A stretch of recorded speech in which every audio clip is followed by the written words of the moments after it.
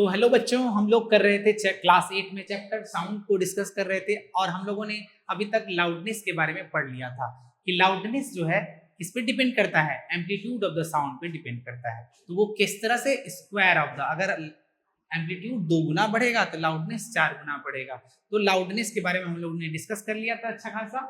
अब हम लोग नेक्स्ट प्रॉपर्टी जो इंपॉर्टेंट है, फ्रीक्वेंसी और पिच के बारे में हम लोग डिस्कस करेंगे। ठीक है, तो यहाँ पे स्टार्ट हो रहा है कि compare the sound of A baby with that of an adult. तो हम लोग कंपैरिजन कर रहे हैं बच्चे के साउंड में और एडल्ट के साउंड में, किसी वयस्क के साउंड में। Is there any difference? क्या आपको कोई अंतर प्रतीत होता है? Even if two sounds are equally loud they differ in some way. तो अगर दोनों को एक समान लाउडनेस से चिल्लाने के लिए कह दिया जाए तो भी हम लोग कुछ ना कुछ अंतर इन दोनों में पाएंगे। कैसे? Let us see how. कैसे?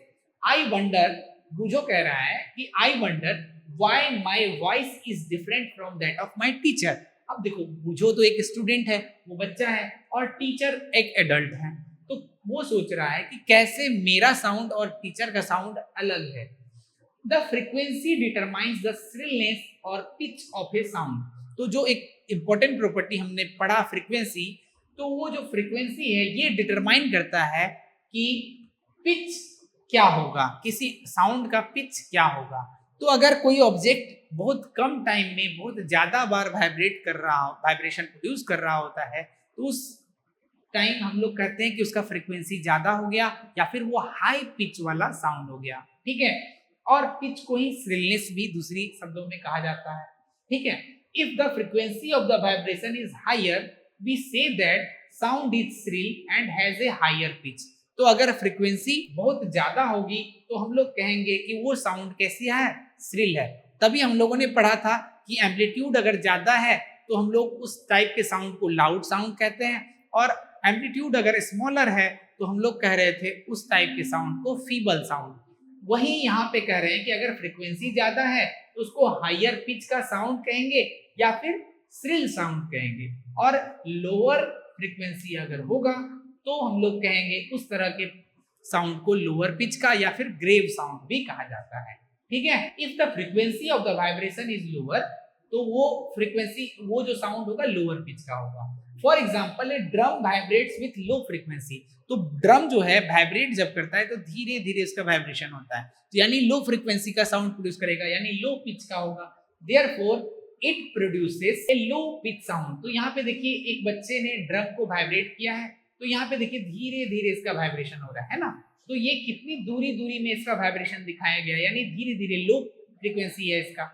लेकिन जब हम लोग कोई विसल से सीटी बजा रहे होते हैं तो सीटी में क्या होता है, बहुत जल्दी एकदम बहुत शार्प वाइब्रेशन आपको सुनाई देगा, तो बहुत जल्दी जल्दी वाइब्रेशन हो रहा है। तो यहाँ पे विशल क्या करता है, हाई पिच वाला साउंड प्रोड्यूस करता है। अभी हम लोगों ने डिस्कस किया कि अगर फ्रीक्वेंसी बढ़ेगी तो क्या हो जाएगा, उसका पिच भी हाई हो जाएगा, है कि नहीं। तो यहाँ से हम लोग कह सकते हैं कि कोई भी साउंड का फ्रीक्वेंसी जो है उसके पिच को, श्रिलनेस को डिटरमाइन करता है। तो ड्रम जो है लो पिच का साउंड प्रोड्यूस करता है। On the other hand a whistle has a high frequency and therefore produces a sound of higher pitch. तो एक सीटी जो है हाई फ्रीक्वेंसी प्रोड्यूस करती है और हाई फ्रीक्वेंसी होने के कारण हायर पिच का साउंड भी वहां पे प्रोड्यूस होता हुआ हमको दिखाई देता है या सुनाई देता है। A bird makes a high pitched sound whereas a lion makes a low pitched roar। तो देखिए शेर एक ही बार चिल्लाता है लेकिन उसको बहुत जोर से चिल्लाता है, तो वो लाउड साउंड प्रोड्यूस करता है। जोर से चिल्लाना मतलब एम्पलीट्यूड उसका ज्यादा था, लाउड साउंड था, लेकिन चिल्लाने का जो उसका पावर था, ऐसा थोड़ी कि वो बार बार चिल्लाता है, एक ही बार चिल्लाता है तो उसका वाइब्रेशन जो हुआ एक ही बार हुआ, तो बहुत टाइम लगा देता है उस वाइब्रेशन को कंप्लीट करने में, यानी फ्रीक्वेंसी लो हो गई इसलिए लो पिच हो गई। वहीं बर्ड जो है हाई पिच का साउंड प्रोड्यूस करती है, वो बहुत कम टाइम में चहचहाती है, बहुत जोर जोर से जल्दी जल्दी चहचहाती है, अपने ही साउंड को बार बार रिपीट करती है, इसीलिए वो हाई पिच का साउंड प्रोड्यूस करती है। However, the roar of a lion is very loud while the sound of the bird is quite feeble। तो चूंकि बर्ड बहुत धीरे धीरे बोलती है इसीलिए उसका जो लाउडनेस है वो कम होता है, तो फीबल हो गया। और लायन जो है बहुत ज्यादा जोर से बोलता है इसलिए लाउड साउंड प्रोड्यूस करता है। तो every day you here the voice of children and adults. तो हम लोग रोज बच्चों की आवाज और कुछ वयस्क की आवाज सुनते रहते हैं, अपने माता पिता की आवाज तो सुनते हैं, आपसे कोई छोटा भाई होगा तो उसकी भी आवाज आप सुनते हैं।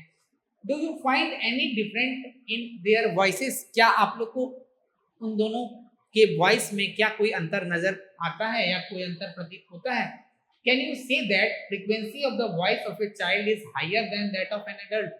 तो आप कह सकते हैं कि क्या अंतर होगा, जो फ्रीक्वेंसी चाइल्ड का जो होगा वो क्या होता है, ज्यादा होता है एज कंपेरिजन टू एडल्ट। तो वयस्क की तुलना में बच्चों की जो फ्रीक्वेंसी होती है वो अधिक होती है। तो जहां फ्रीक्वेंसी अधिक होगी तो हम लोग कह सकते हैं कि बच्चों का जो पिच होगा वो भी क्या होगा, अधिक होगा, है ना। तो usually the voice of a woman has a higher frequency than that of a man.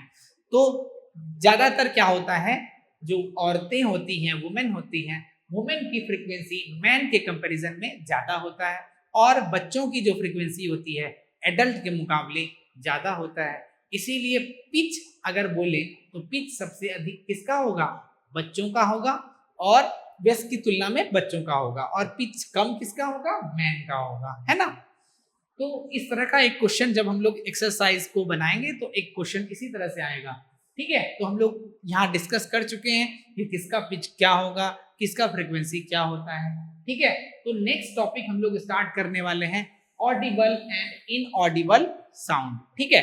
तो ऑडिबल का मतलब क्या होता है, जिस तरह के साउंड को ह्यूमन ईयर डिटेक्ट कर पाता है उसको कहते हैं ऑडिबल साउंड, और जो भी साउंड ह्यूमन ईयर डिटेक्ट नहीं कर पाता उसको कहते हैं इनऑडिबल साउंड। ऑडिबल मतलब सुनने में जो हम लोग सक्षम है उसको ऑडिबल, और जिसको नहीं सुन सकेंगे उसको कहेंगे इनऑडिबल। तो चलो पढ़ते हैं इसको। We know that we need a vibrating body for the production of sound. तो साउंड को प्रोड्यूस करने के लिए वाइब्रेटिंग बॉडी का होना जरूरी है, आपको पता है। Can we hear the sound of all vibrating bodies? क्या हम लोग को हर वाइब्रेटिंग बॉडी जो भी साउंड प्रोड्यूस करते हैं उसका साउंड हमको सुनाई देगा, ऐसा जरूरी है? चलो देखते हैं। The fact is that the sound of frequency less than that of 20 vibration per second cannot be detected by the human ear। तो यहाँ एक फैक्ट है, एक सत्यता है क्या, कि जो भी ऑब्जेक्ट 20 वाइब्रेशन से कम अगर वो प्रोड्यूस करता है तो 20 हर्ट्ज उसका फ्रीक्वेंसी हो गया, तो 20 हर्ट्ज से कम वाले साउंड को ह्यूमन ईयर क्या करता है, नहीं डिटेक्ट कर पाता है। तो सच साउंड्स आर कॉल्ड इनऑडिबल। चूंकि हम लोग नहीं सुन पाते तो उसको इनऑडिबल साउंड कहेंगे। On the other hand, on the higher side, sounds of frequencies higher than that of 20,000 vibrations per second are also not audible to the human ear। तो अगर हम लोग लोअर में बोलेंगे तो 20 हर्ट्ज से बिलो वाला साउंड हमको नहीं सुनाई दे रहा है, और हायर साइड में बोलेंगे तो 20,000 हर्ट्ज यानी 20 किलो हर्ट्ज से ऊपर वाले साउंड का फ्रीक्वेंसी वाला जो साउंड होता है उसको ह्यूमन ईयर नहीं डिटेक्ट कर पाता है। तो इसको भी इनऑडिबल साउंड की कैटेगरी में रखा गया। तो हम लोग कह सकते हैं thus for human ear the range of audible frequencies is roughly from 20 to 20,000 hertz। तो हम लोग कह सकते हैं कि ऑडिबल फ्रीक्वेंसी जो है, ऑडिबल रेंज जो है हम लोग का ह्यूमन ईयर का, वो 20 हर्ट्ज से लेके 20,000 हर्ट्ज तक है, ठीक है। तो हम लोग थोड़ा सा इसको ब्रीफ में डिस्कस करते हैं क्या, कि some animals can hear sound of frequency higher than 20,000 hertz। तो कुछ जानवर ऐसे हैं जो क्या करते हैं, 20,000 हर्ट्ज से ज्यादा की फ्रीक्वेंसी को सुन पाते हैं या फिर वो प्रोड्यूस भी कर पाते हैं। तो डॉग्स हैव दिस एबिलिटी। तो कुत्तों के पास, जो डॉग्स हैं उनके पास ये क्षमता होती है कि वो हायर फ्रीक्वेंसी जो 20,000 हर्ट्ज से भी ऊपर का 40,000 50,000 तक की फ्रीक्वेंसी को, हर्ट्ज की फ्रीक्वेंसी को वो सुन पाते हैं। The police use high frequency whistles which dogs can hear but humans cannot। तो उनके पास, पुलिस के पास क्या होता है, एक विशल होता है, सीटी होती है जो वो रात में इस्तेमाल करते हैं। अगर मान लीजिए अगर मोहल्ले में हर घर में तो पुलिस सबको वहां जागते रहो चिल्लाते रहता है, लेकिन उसकी आवाज तो नहीं पहुंचती है। तो कुत्तों के डर से देखते हैं अच्छे कांप जाते हैं। तो कुत्तों को जगाने के लिए रात में क्या करते हैं, वो ऐसा विशल बजाते हैं कि आदमी नहीं सुन पाएगा लेकिन कुत्ता सुन पाएगा। तो वो बजाते हैं, वो खुद भी नहीं सुन पाता कि हम बजा रहे हैं कि नहीं, तो वो कुत्तों को जगा देता है और कुत्ते भौंकने लगते हैं कि कहाँ से ऐसा साउंड आ रहा है, और चोर भाग जाते हैं। तो इसीलिए वो इस तरह के विशेष का यूज करते हैं। द अल्ट्रासाउंड इक्विपमेंट, तो हम लोग पहले अल्ट्रासाउंड समझते हैं। तो 20 हर्ट्ज से बिलो वाले फ्रीक्वेंसी के साउंड को हम लोग बोलते हैं इंफ्रासोनिक साउंड, और 20,000 हर्ट्ज से एबव वाले साउंड को हम लोग बोलते हैं अल्ट्रासोनिक साउंड। और जो बीच वाला है वो ऑडिबल रेंज है। हमको पता है कि 20 हर्ट्ज से 20,000 हर्ट्ज वाला क्या है, ऑडिबल रेंज क्या है। ठीक है, तो अल्ट्रासाउंड जो आप लोगों ने देखा होगा कि अल्ट्रासाउंड इक्विपमेंट होता है ना, कि बोलते हैं भूखे पेट में अल्ट्रासाउंड कराएंगे तो क्या हम लोग के पेट में कोई गड़बड़ी है तो वो हम लोग डिटेक्ट कर सकते हैं डॉक्टर, है ना। तो इन्वेस्टिगेट करने के लिए या ट्रैक करने के लिए कुछ भी मेडिकल प्रॉब्लम्स है हमारे पेट में, तो उसके लिए किसका इस्तेमाल किया जाता है, अल्ट्रासाउंड का इस्तेमाल किया जाता है। तो अल्ट्रासाउंड क्या है, 20,000 हर्ट्ज से एबव वाली फ्रीक्वेंसी वाले साउंड को हम लोग क्या करते हैं, अपने बॉडी के अंदर भेजते हैं, और उसमें कोई गड़बड़ी है या फिर कोई शेप में अगर कोई चेंज आए, जैसे ट्यूमर वगैरह बढ़ जाता है किसी का, या फिर पेट में बोलते हैं ना पत्थर हो गया, ऐसा होता नहीं पत्थर, लेकिन क्या होता है उसका शेप बढ़ जाता है, तो वो किसके कारण डिटेक्ट होता है, अल्ट्रासाउंड के कारण। तो अल्ट्रासोनिक यानी हम लोग को साउंड क्या है, एक इम्पोर्टेंट हम लोग को ज्ञान दे रहा है कि हम लोग मेडिकल क्षेत्र में भी आगे बढ़ पा रहे हैं इसके। तो ये कितना पे काम करता है, 20,000 से एबव वाली फ्रीक्वेंसी पे काम करता है, क्योंकि हम लोग अल्ट्रासोनिक साउंड इसी को कहते हैं, है ना। तो नेक्स्ट यहाँ पे है कि हम लोग नेक्स्ट टॉपिक जब पढ़ेंगे अभी कि नॉइस एंड म्यूजिक, तो हम लोग इंफ्रासोनिक साउंड के बारे में थोड़ा सा ब्रीफ जान लेते हैं कि इंफ्रासोनिक साउंड जो है, जैसे कि अर्थक्वेक जब आता है तो हम लोग को शुरुआत में पता नहीं चलता, लेकिन जंगली जानवर या चिड़िया को कैसे पता चल जाता है कि धरती कांप रही है या धरती हिल रही है, वाइब्रेशन ऑफ अर्थ, वो छोटे से छोटे साउंड वाले फ्रीक्वेंसी का, जो फ्रीक्वेंसी 20 हर्ट्ज से बिलो वाले को, उसको भी सुन लेती है, तो इसीलिए वो चहचहाने लगती है कुछ होने वाला है, तो हम लोगों को पता चलता है अच्छा कुछ होने वाला है। कुछ जानवर भौंकने लगते हैं, जैसे हाथी को पता चल जाता है इंफ्रासोनिक साउंड, अर्थक्वेक।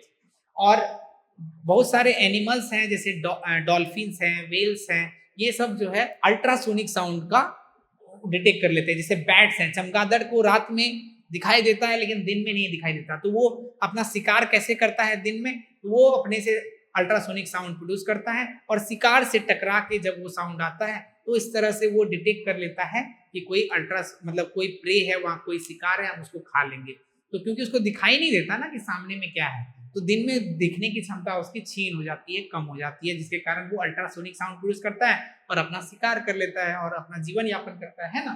तो उसके लिए भी साउंड जो है हम लोग सीखेंगे, साउंड किसके लिए, कौन सा साउंड कौन सुन सकता है, और ह्यूमन का ऑडिबल रेंज क्या होता है 20 हर्ट्ज से 20,000 हर्ट्ज।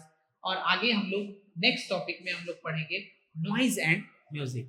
अब तक के लिए नमस्ते।